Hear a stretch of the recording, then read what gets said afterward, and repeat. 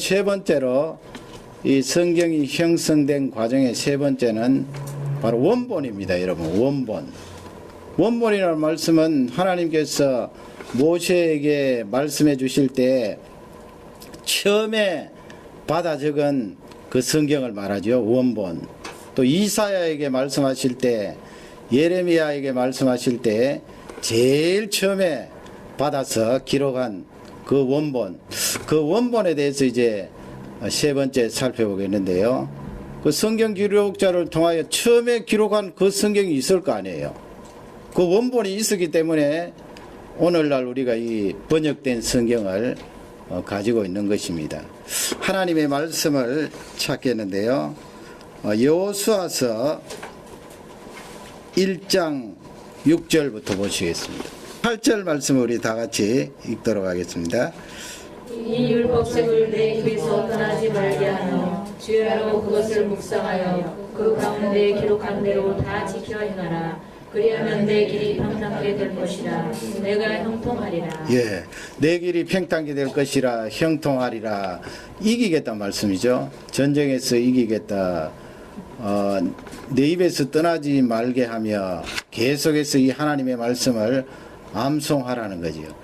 그래서 그 히브리식으로 말하면 하나님의 말씀을 묵상한다, 이것은 우리 개념으로 생각하면 하나님 말씀을 놓고 그냥 곰곰이 생각한다, 이 개념으로 우리가 많이 생각하는데요. 히브리식으로 생각하면 하나님의 말씀을 묵상하며, 이 말씀은 계속해서 입으로 고백을 하는 거예요. 하나님의 말씀을 고백하려면 읽을 뿐만 아니고 우리 머릿속에 들어있어서 암송을 하는 거지요. 머릿속에 들어있는 하나님의 말씀을 계속 암송을 하는 것입니다. 그게 바로 주야로 묵상하며 그 다음에 이어서 명한 그 말씀을 다 지키라. 그러면 내 길이 평탄하게 되고 형통하리라. 전쟁에 이기겠다. 이 말씀이 우리에게 힘과 용기를 주시는 줄 확신합니다. 여기서 이제 그 여호수아에게, 모세에게 명한 그 말씀을 묵상하고 지키고 또 읽고 암송하고, 이 말씀, 모세에게 명한 그 말씀 원본을 말합니다. 원본 성경. 그러면 여러분, 원본 성경이 지금 있나요? 모세가 처음에 기록한 그 창세기가 지금 있습니까? 아니면 이사야 선지자가 받아 적은 그 성경 말씀이 지금 남아 있습니까? 지금 없어요. 지금 없으면 우리가 가지고 있는 이 번역된 성경은 무엇인가?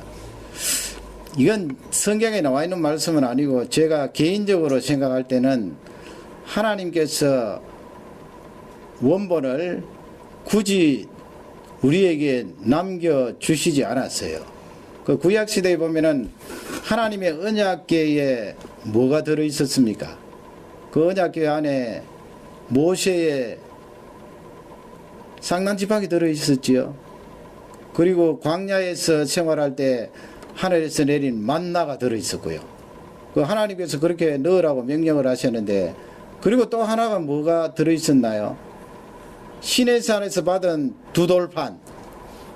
그 가운데 여러분, 세 가지 가운데 두 가지는 오래도록 보존하기가 어려운 거예요. 왜냐하면은 나무지팡이, 쌍난지팡이, 그 쌍난 것이 수천 년 갈 수가 있습니까? 썩어져 없어지겠지요. 그리고 또 만나가 수천 년 가지는 못하지 않아요. 그러나 수천 년 반영구적으로 가는 것이 있는데 그게 무엇입니까? 두 돌판이에요. 돌판. 돌판은 집안에 잘 보관만 하면은 그건 반영구적으로 계속해서 보존을 할 수가 있습니다.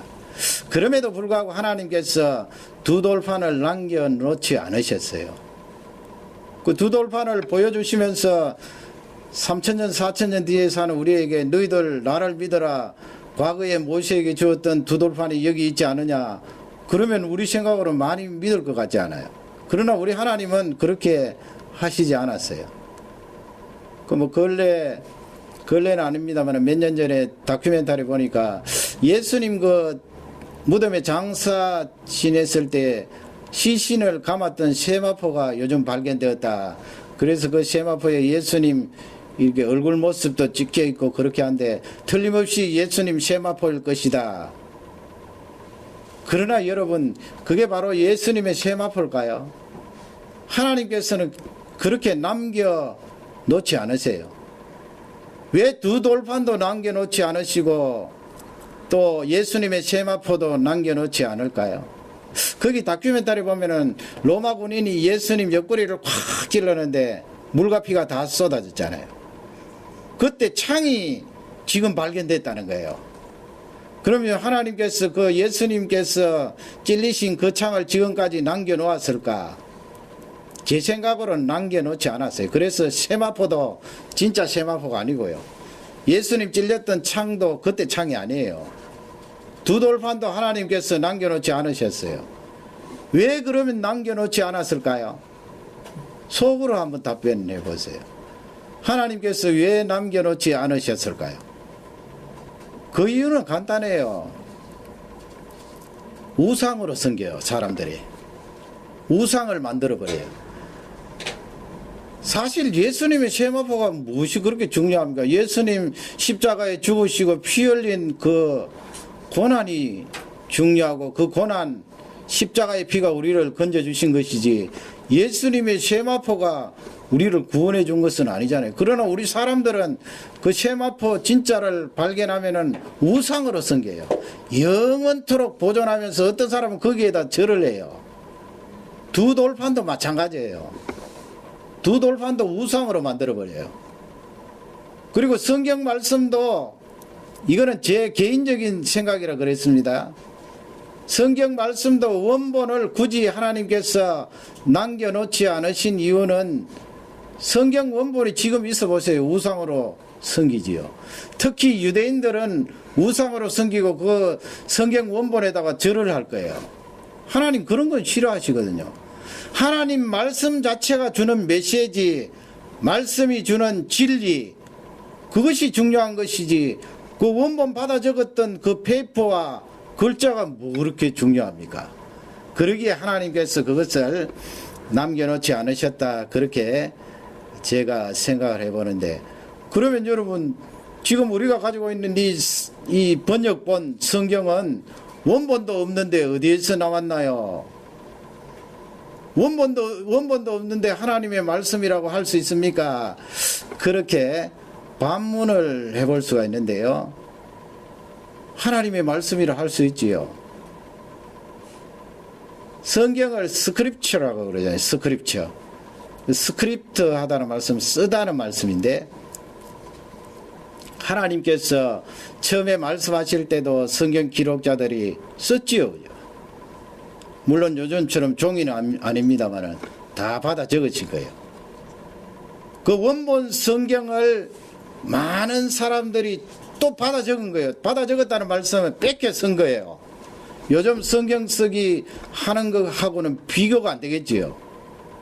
그 이스라엘 백성들이 하나님에 대한 그런 정신이라든지 신앙이라든지 하나님에 대한 경의의 태도는 우리가 상상을 초월합니다. 우리가 하나님 앞에 예배드리고 하나님 앞에 기도하고 하나님 앞에 나오는 것은 그 사람들 발벗고 따라갈 수가 없어요. 물론 예수 그리스도께서 오셔서 십자가에 죽으시고 부활하심으로 우리가 많이 자유함을 누리기 때문에 예수님은 나의 친구다, 나를 사랑하시는 분이다 해서 그분 앞에 가까이 나아갑니다마는 유대인들하고 우리하고는 비교가 안 돼요. 그런 면에서는 그 겉으로 드러나는 그런 태도도 우리가 좀 배울 필요가 있어요. 너무 속만 중요하다고 그렇게 말하면서 겉은 도외시하면 안 되거든요. 이 사람들이 성경을 받아 적을 때 그 원본에 가장 충실하게 적기 위해서 얼마나 노력을 했는데요. 목욕을 하고요. 하나님이라는 성어 나오면 그 성어에 대해서 감히 적지를 못하는 거예요. 그래서 아도나이라고 그렇게 바꾸어서 적은 거 아니에요. 그토록 하나님에 대해서 경의를 표하면서 이 성경 말씀을 정확하게 적으려고 스크립트 한 거예요. 그게 바로 네 번째로 복사예요. 복사. 요즘식으로 말하니까 복사지. 그걸 이 신학에서는 사본이라 그래요. 사본. 요즘은 복사기 포토카피 머신이 있어서 그냥 딱 얹고 버튼만 누르면은 검은색도 나오고 컬러도 나오고 그렇게 해서 얼마나 좋아요. 똑같이 그렇게 찍혀 나오는데 옛날이야 어디 그런 게 있어요. 다 그걸 원본 성경을 놓고 그대로 뺏겨 쓴 거예요. 똑같이. 그리고 그 사본 성경이 또 있으면 후대 자손들이 또 그대로 뺏겨 쓰고 그런 사본 성경이 많이 있는 거예요. 그러면 여러분 우리가 가지고 있는 이 성경 한국말로 번역되어 있잖아요. 이건 언제쯤 발견된 사본일까요? 그걸 이제 이 사본이 보관된 장소를 되게 이름을 붙여요. 장소 이름을. 그래서 레닌그라드 사본이라고 하는데 이건 주후 예수님 오시고 나서 1008년에 발견된 거예요. 그래서 레닌그라드의 도서관에 소장하고 있어요. 그 레닌그라드 사본이 1008년. 그리고 그것보다 조금 빠른 것이 지금 제가 말씀드린 것은 구약 성경을 말합니다. 구약 히브리어 성경. 물론 구약 성경은 히브리어뿐만 아니고 아람어라고 있어요. 비슷한 언어가 있는데 예수님도 왜 아람어를 많이 사용하셨잖아요. 그 아람어도 좀 들어가 있고 히브리어, 옛날 히브리어가 많이 사용되었지요. 고전 히브리어. 알레포 사본이라는 것이 있는데 이건 유대인 회당에 보관된 거예요. 알레포 사본. 요건 925년에서 930년 정도. 지금부터 몇 년 전이에요, 그러면? 조금 100년 단위로 따지면 지금이 2010년도니까 대충 청년 청소년들 몇 년 전입니까? 약 1000년 전에 거. 지금부터 약 1000년 전의 사본을 가지고 히브리 텍스트를 만들고 그 히브리 텍스트를 놓고 번역한 것이 바로 이 한국말 성경이고 영어 성경이에요. 그러면 여러분 이 구약 성경이 언제부터 쓰여졌나요? 모세오경 하면 창세부터 레위기 민수기 신명기까지 5권. 그 모세가 출애굽할 때가 1450년 주전이에요. 지금부터 3500년 전 약. 그리고 지금부터 3500년 전 이거 신약 성경은 언제 완성이 되었나요? 기록이. 요즘 요한계시록 배우니까 잘 아시지 않습니까? 요한계시록이 제일 마지막에 기록되었으니까 요한계시록이 거의 주후 예수님 오시고 나서 96년 95년, 97년 그 정도 보니까 주후 100년까지 그러니까 주전 1450년, 1500년부터 주 100년까지 그 사이에 성경이 기록되어진 거예요. 그러면 전체적으로 따지면 몇 년이에요? 몇 년? 1600년. 물론 그 사이에 말라기가 딱 기록될 때가 대충 주전 400년이고 또 신약 성경에 처음 기록될 때가 주후 약 50년이니까 450년의 간격은 있지만은 이 성경이 도대체 몇 년 동안 기록되어졌나 물을 때는 1600년이 1600년. 1600년 동안 기록되어졌지만은 창세부터 요한계시록까지 쫙 연결이 되잖아요. 하나님의 말씀이니까 그래요. 하나님의 말씀. 그러면 제가 아까 말씀드린 레닌그라드 사본 같은 것은 주 1000년인데 말이죠. 약 모세오경 기록될 때하고 따지면 기간 차이가 얼마나 나요? 계산해 보세요. 주 1000년하고 주전 1500년 따지면 2500년 차이 나죠. 2500년 그 사이에 원본은 없고 사본이 쫙 내려오는 거예요. 사본. 2500년 동안 100년마다 한 사람이 사람 바뀌었어 말이죠. 받아 적어도 몇 번 받아 적었어요? 25번. 25번이나 다른 사람이 받아 적고 했는데 그게 원본 성경하고 똑같아 믿어질 수 있나요? 우리는 다 믿어요. 우리는 다 하나님의 말씀을 믿고 받아들이는데 문제는 삐딱한 사람들이 그것을 자꾸 비판을 해요. 어떻게 그렇게 2500년 동안 사본이 내려오면서 다른 사람들이 받아 적고 했는데 그 2500년 뒤에 발견된 그 사본을 가지고 성경을 텍스트를 만들어냈는데 그게 진짜 오리지널 성경하고 맞나? 그걸 자꾸 공격을 하는 거예요. 여러분 믿음 없는 사람 또 자유주의적인 신학을 한 사람 만나면 그런 거 가지고 그 성경 하나님의 말씀이 전부 아니다 그렇게 말하는 사람 많아요. 그런 말 들으면 우리가 휘청휘청 하는데 이런 좀 어렵지만 이런 성경 말씀을 통하여 분명하게 그 부분에 믿음을 가질 뿐만 아니고 지식을 가지고 있어야 돼요. 그런 논리적인 근거가 없으면 휘청휘청 하거든요. 한마디 해보면은 그날 저녁 밤마다 없고 야 내가 이제까지 하나님의 말씀으로 받아들였는데 이 말씀이 과연 원본 성경하고 똑같나 그러다 잠을 못 자는 경우도 있어요. 오늘 말씀을 통하여 그 부분에 확실한 믿음과 근거를 가지시기를 바랍니다. 지도를 한번 보시겠어요. 지도. 우리 주일날 봤던 지도인데요. 요건 이제 이스라엘 백성들이 땅 분배받던 그걸 이제 배경으로 기록한 건데 제가 설명드리고자 하는 것은 요 지금 성지 부분을 설명을 해야 되기 때문에 이제 이 지도를 발췌했는데요.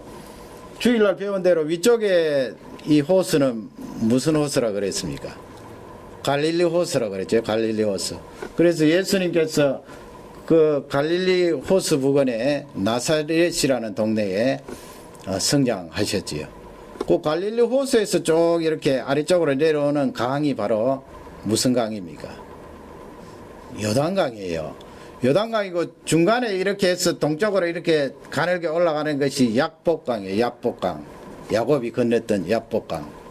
이 요단강이 위쪽에서 왜냐하면 갈릴리 이쪽이 조금 높거든요. 높다는 말씀은 갈릴리 호수가 이쪽 밑에 있는 사해라는 호수보다는 조금 높은 거예요.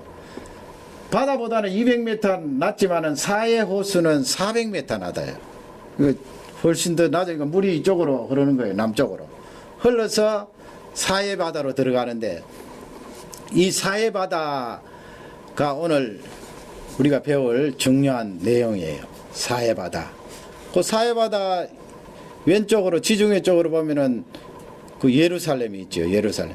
요 사해 바다를 끼고 있는 왼쪽 지역이 바로 유다 땅이 되겠습니다. 유다 지파가 분배받은 땅이고 그래서 제일 위에가 거의 사해 바다하고 비슷한 그런 위치에 있는데 말이죠. 예루살렘이 있고 그 다음에 베들레헴이 있고 예수님 태어나신 말 유다 땅 아니에요. 그 다음에는 헤브론이 있어요.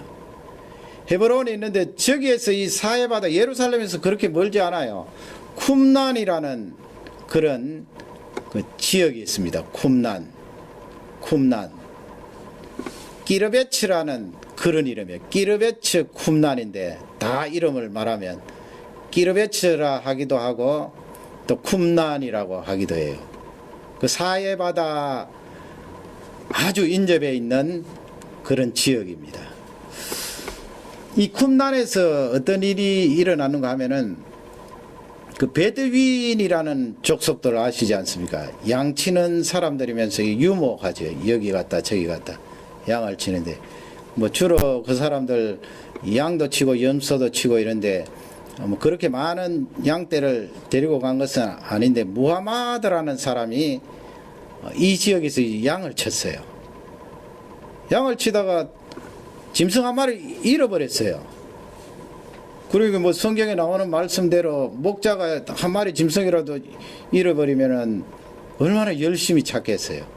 왜 이것저것 찾다가 좀 산세가 험하거든요. 이것저것 찾다가 그 다음에 그림을 한번 보세요. 요게 이제 요즘 성지에 가면은 쿰난이란 영어로도 저렇게 히브리 말로도 되어 있고 영어로 표시가 되어 있습니다. 안내 표지판입니다. 그 다음 그림은 요게 이제 쿰난이라는 제가 말씀드린 그 지역을 항공으로 이렇게 촬영한 것인데 유적지가 저렇게 발견되어 있고요. 오늘 드리고자 하는 말씀은 저 유적지도 유적지지만은 저 경사면에 있는 동굴이에요. 동굴. 그 다음 그림 한번. 이것도 역시 위에서 찍은 것인데 저렇게 험난한 계곡인데 말이죠. 양을 찾으려고 이 모하메드가 이리 다니고 저리 다니고 한 거예요. 그 다음 그림. 옆에서 찍은 것인데 상당히 경사가 가파르지요. 찾아다니는데 보니까 동굴이 하나 있어요. 동굴이 있으니까 이 녀석이 여기 들어갔구나 해서 돌멩이를 하나 주워서 탁 던져 넣었어요. 짐승이 거기 들어있으면 뛰쳐나올 거 아니에요. 던져 넣었는데 쨍그랑 소리가 나는 거예요. 이상하다.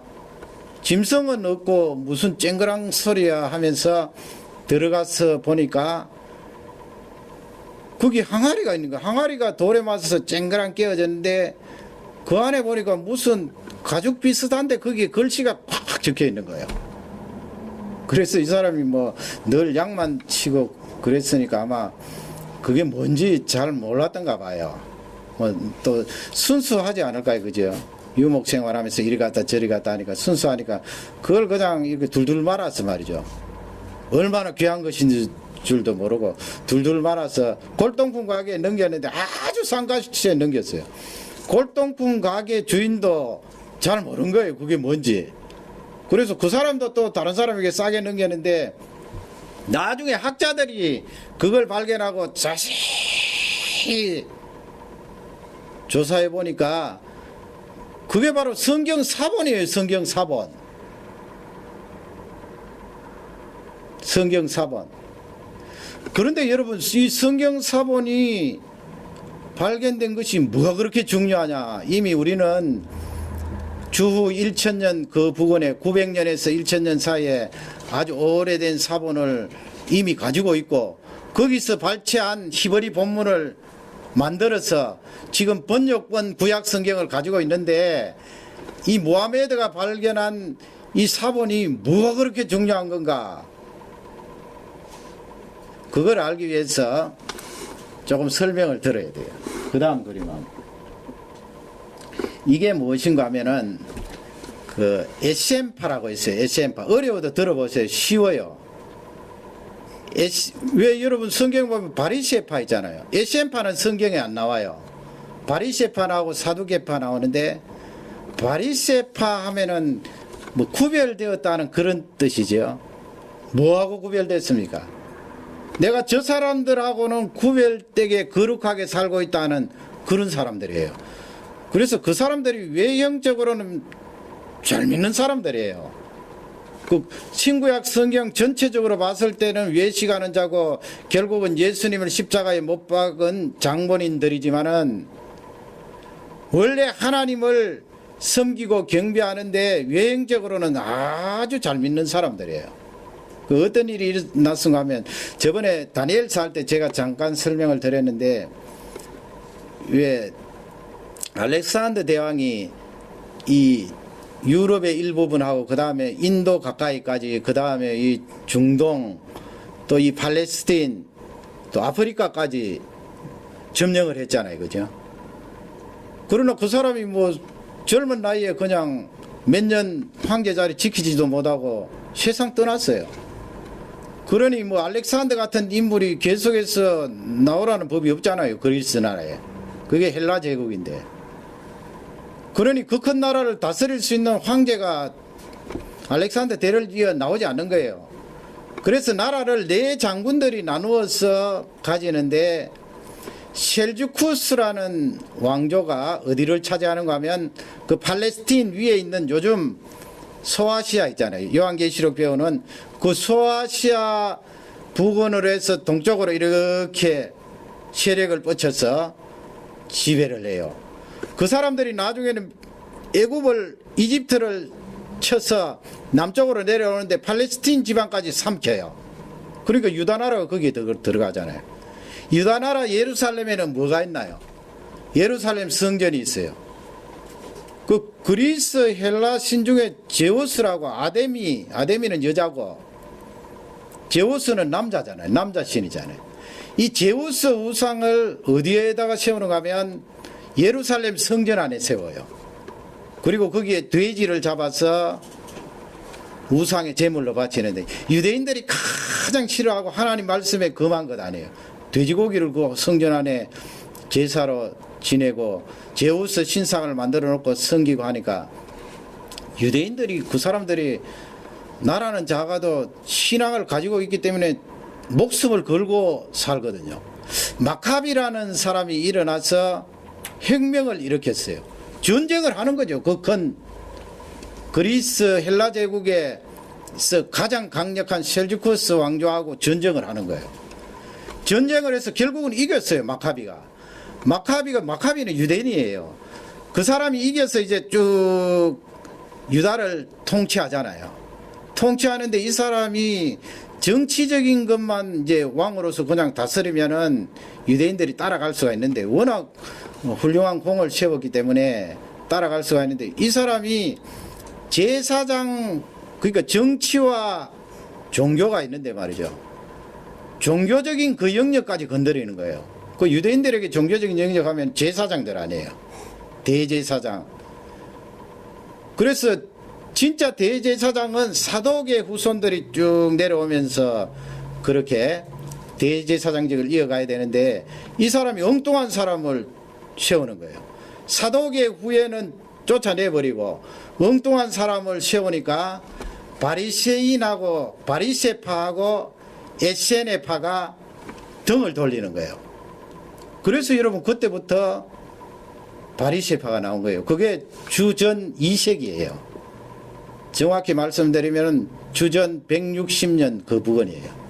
바리새파가 나오고 바리새파는 그래도 하나님의 말씀 성경을 가르치면서 예루살렘 그 주변에 있었는데 에센파는 아예 등져버린 거예요. 내가 이 예루살렘에 거하지 않고 아예 공동체 생활을 하겠다 해서 그 사람이 떠나서 어디로 갔는가 하면 바로 이 쿰난으로 간 거예요. 키르베트 쿰난. 저 꼴짜기에 가서 이제 공동체를 만들어 놓고 거기서 수련을 하는데 저 사람이 대제사장 아니에요. 대제사장 될 사람이죠. 사독의 후손인데 거기서 이제 많은 제자들이 모여서 경건한 생활을 하는데 이 마카비는 새 속에 물들었고 벌써 권력과 돈에 탐이 나서 타락한 사람이라고 생각하고 이제 순수하게 하나님을 섬기면서 저 벌판에서 귀한 일을 감당하겠다 하면서 에센 공동체를 만들어서 생활하는데 이것은 무엇인가 하면 그 물을 보관하는 물 보관 장소를 저렇게 둥그렇게 만들었어요. 이 사람들이 왜 저렇게 물을 보관하느냐. 물론 뭐 먹을 물도 필요하겠지만은 그 다음 그림 보시면 이게 뭔 것 같아요? 뭐 이렇게 쭉 돌을 이렇게 쌓아놓은 것을 유적지에서 발견한 것인데 무엇입니까 이게?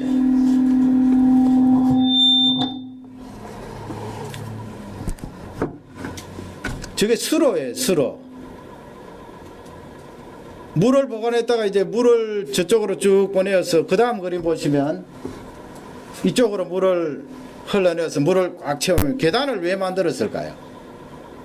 그 계단은 이 사람들이 떨어져 나올 때 예루살렘에서 강조했던 것이 무엇입니까? 우리는 성결하다. 하나님 앞에 진실되게 살겠다. 그래서 정결의식을 굉장히 강조했어요. 정결의식. 저기에 물을 모아놨다 들어가서 정기적인 시간마다 들어가서 씻고 나오고 씻고 나오고 그렇게 외적으로 왜 유대인들이 그렇게 손도 자주 씻고 그렇게 했잖아요. 정결 예식이라고 그러죠. 그래서 이 에센 공동체에서는 저렇게 침수 물속에 들어갔다 나오고 들어갔다 나오고 그래서 세례 요한이 에센파가 아니냐 그렇게 말하는 학자도 있는데 세례 요한은 에센파가 아니에요. 왜냐하면 세례 요한의 아버지가 사가랴라는 아버지인데 제사장이잖아요. 그 제사장이 예루살렘에서 제사를 집례하는 내용이 누가복음에 나와 있잖아요. 1장 2장에. 이 에센파는 예루살렘에서 떨어져 나온 사람이기 때문에 그렇게 세례 요한의 아버지처럼 예루살렘에서 제사를 그렇게 지내면은 에센파가 될 수가 없어요. 그 이 사람들이 여기서 정결의식을 행하고 하나님 앞에 예배드리고 그렇게 하는데 중요한 일이 무엇인가 하면 성경을 쓰는 거예요. 성경. 사본을 만드는 거예요. 구약 성경을. 여러분 마카비가 권력에 타락을 하고 돈에 타락을 하고 또 이 제사장까지 손을 대는 거기에서 반대하여 나온 사람들이니까 얼마나 경건하게 살겠어요. 그리고 날마다 자기 몸을 물에 씻으면서 하나님 앞에 거룩을 자기 물로 씻으면서 몸을 표현하는데 성경을 받아 적을 때 얼마나 정확하게 적겠어요. 그러니까 이 사람들은 성경 받아 적을 때마다 목욕하고 받아 적는다는 말이 맞아요. 그렇게 하나님의 말씀을 히브리어로 된 말씀을 계속 받아 적는데 말이죠. 그 다음 그림 보시면 아까 그 모하마드가 돌을 던져서 쨍그랑했다 하는데 그 항아리를 한번 보시기 바랍니다. 뭐 항아리는 저렇게 생겼어요. 그 다음 그림 보시면 또 저렇게 항아리 사진이 있습니다. 또 다음 그림 보시면 저 안에 보면은 발굴한 그 현장에서 보면은 이 그릇이라든지 음식물을 먹기 위하여서 한 1000종 정도 1000개 정도 그렇게 보관되어 있으니까 아마 학자들이 추산하기는 200명 이상 저기서 공동체 생활을 하면서 하나님의 말씀을 받아 적고 정결 예식을 행하였다 그렇게 주장을 하는데요. 그 다음에 이 단지 항아리 아니에요. 항아리를 조금 더 크게 확대해 보면 지금부터 말이죠. 저게 언젠가 하면은 학자들이 이제 저기서 동전도 발견되고 또 저기서 뭐 성경 사본뿐만 아니고 다른 이런 책들도 발견돼. 물론 뭐 그게 조각이에요. 조각이 4만 개 정도 되는데 그걸 학자들이 다 끼워 맞추니까 책이 한 500권 나온 거예요. 500권이니까 얼마나 많은 분량이에요. 그 책을 조사해 보니까 거기에 뭐 왕들의 이름도 나오고 동전도 나오고 뭐 그렇게 하는 걸 봐서 이 연대를 추산해 보면은 주전 한 150년 정도 추산이 되는 거예요. 물론 뭐 그때 우리가 안 살았기 때문에 정확하게는 나오지 않습니다만 한 50년 그 단위로 봐서 그 안에 들어오는 거예요. 그 주전 2세기가 되겠죠. 2세기. 요 단지 크기는 직경이 한 25cm에서 26cm 돼요. 한 요 정도 되겠죠. 그 높이가 지금 큰 것은 67cm. 67cm. 그리고 작은 것은 46cm. 상당히 큰 단지인데 저 단지 안에 무엇이 들었는가 하면 그 다음에 그림 보죠. 이게 뭐예요? 저렇게 들어있는 거예요. 이게 이제 주로 여기서 발견된 것은 그 구약 성경을 사본을 이렇게 빼겼을 때 옛날엔 종이가 없었잖아요. 종이 처음 만든 나라는 중국이에요. 중국이 종이를 만들기 전에는 양피지라는 것을 사용했어요. 양을 잡으면 왜 거기 털이 있고 가죽을 이렇게 벗겨내면은 털을 다 밀어버리고 그 다음에 그걸 바짝 말려요. 바짝 말리면 그게 나중에 바짝 말라서 가죽이 되니까 얼마나 오래 가겠어요. 그걸 양피지라고 그래요. 양피지. 그 양피지에다가 글을 적는 거예요. 성경을. 이렇게 양피지로 만든 종이는 종이가 아니죠. 물론 가죽이죠. 아주 비싸고 오래 가요. 얼마나 오래 가겠어요. 가죽을 말려서 그 위에다가 종이를 그 위에다가 글씨를 썼는데 말이에요. 그래서 저렇게 두루마리로 둘둘 말아서 항아리에 보관했는데 그것도 뭐 습기진 나라에 있었으면은 금방 썩어서 없어졌을 거예요. 그러나 저 지역은 건조하잖아요. 비가 많지 않고. 그러니까 2150년이 지난 지금 2100년이 지난 지금에 발견됐는데 거의 그대로 있는 거예요. 좀 조각은 났지만은. 그러니 여러분 하나님께서 얼마나 귀하게 섭리를 하셨어요. 에시엠파도 사실은 마카비에게 밀려서 그들 보기 싫어서 공동체 생활했는데 그렇게 예루살렘 떠나고 저렇게 골짜기에서 살았는데 그 사람들이 성경을 필사한 거 아니에요.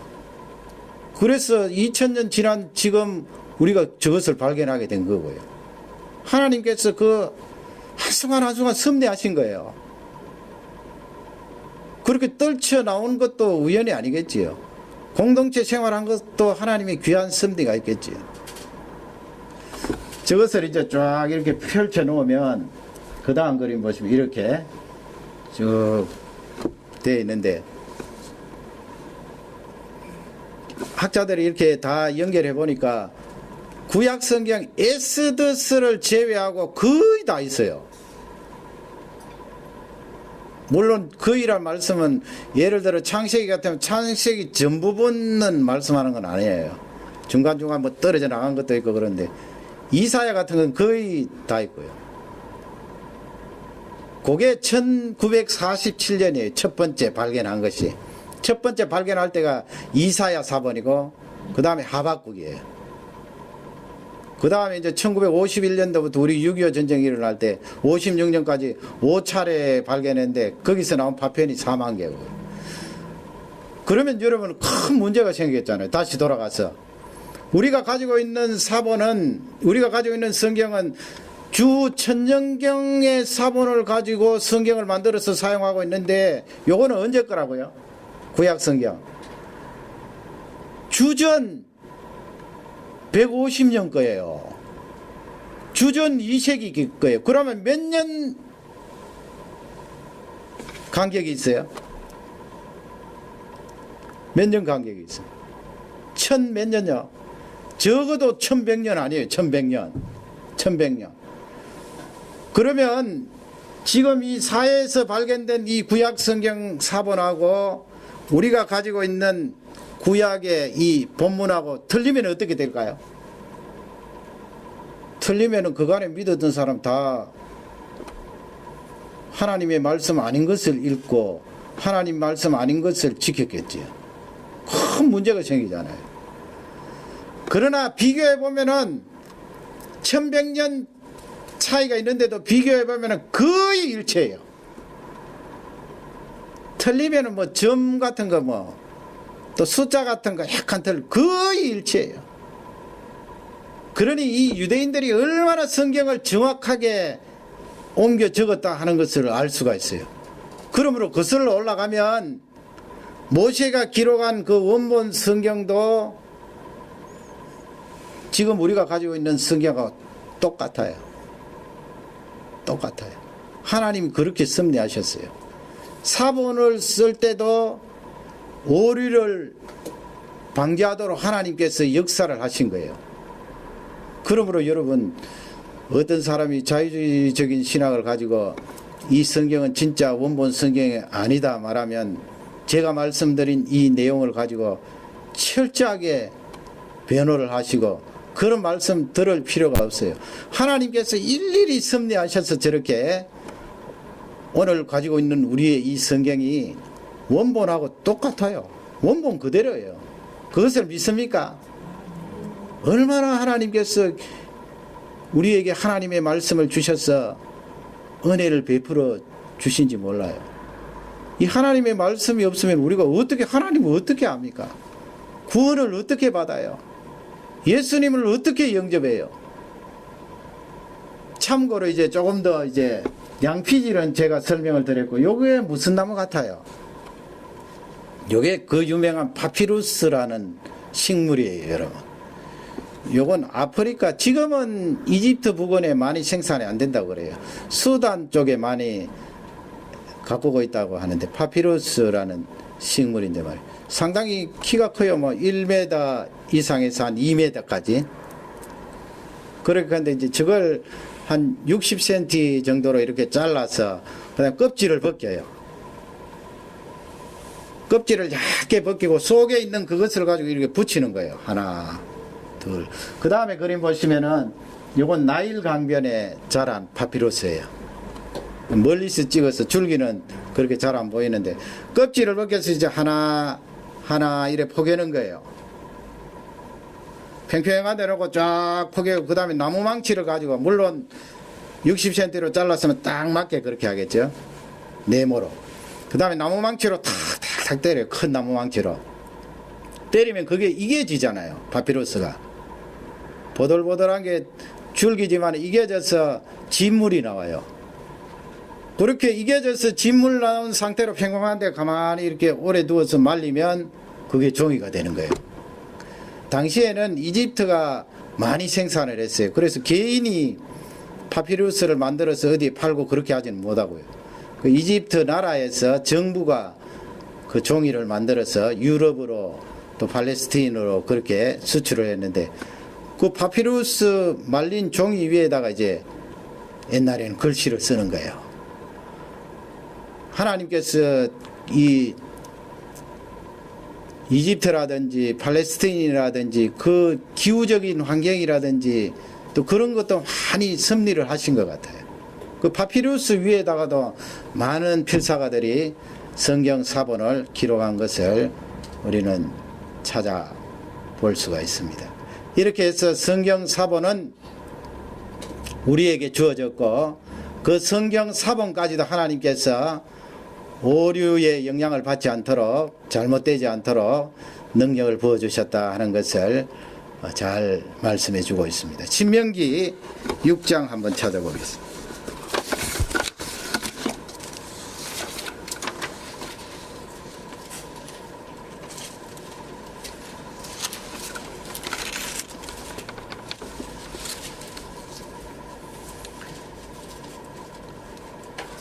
신명기 6장 5절 6절 우선 한번 읽고요. 5절 6절 다 같이 읽도록 하겠습니다.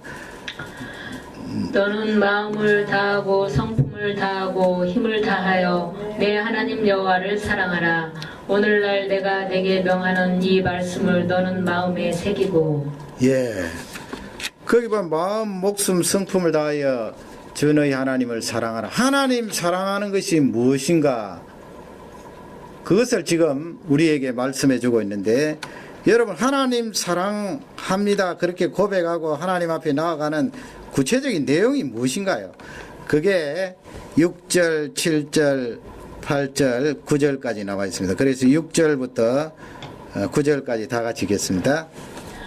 오늘날 내가 내게 명하는 이 말씀을 너는 마음에 새기고 내 자녀에게 부지런히 가르치며 집에 앉았을 때든지 길에 행할 때든지 누웠을 때든지 일어날 때든지 이 말씀을 강론할 것이며 너는 또 그것을 내 손목에 매어 기호를 삼으며 내 미간에 붙여 표를 삼고 또 내 집 문설주와 바깥문에 기록할지니라. 아멘. 하나님의 말씀을 가까이 하라는 말씀이죠. 심지어는 손에다가 기록을 해서 기호를 삼고 이마에까지 말이죠. 또 집안에 있는 기둥에도 하나님의 말씀을 적고 집 바깥에 있는 대문에도 하나님의 말씀을 기록해 놨어. 또 우리 부모들이 자녀들에게 집에 앉아 있을 때이든지 길을 갈 때이든지 누워 있을 때이든지 일어날 때이든지 하나님의 말씀을 가르치라. 그렇게 돼 있어요. 하나님 아버지 제가 하나님을 사랑합니다. 그 표현을 다른 말로 바꾸면 내가 하나님의 말씀을 가까이 합니다. 그 말씀이에요. 다른 말로 바꾸면요. 하나님 말씀 떠나서는 하나님을 사랑할 수가 없거든요. 그것이 그토록 중요하기 때문에 이 역사 속에서도 하나님이 섭리하셔서 우리에게 특별 계신 이 성경을 허락하셨습니다. 부모된 우리는 하나님의 말씀을 자녀들에게 잘 부지런히 가르치고 자녀된 우리는 배우는 그 하나님의 말씀을 통하여 하나님을 사랑하고 지키는 그런 귀한 종들이 되시기를 주님의 이름으로 축원합니다. 다 같이 우리 기도하겠습니다.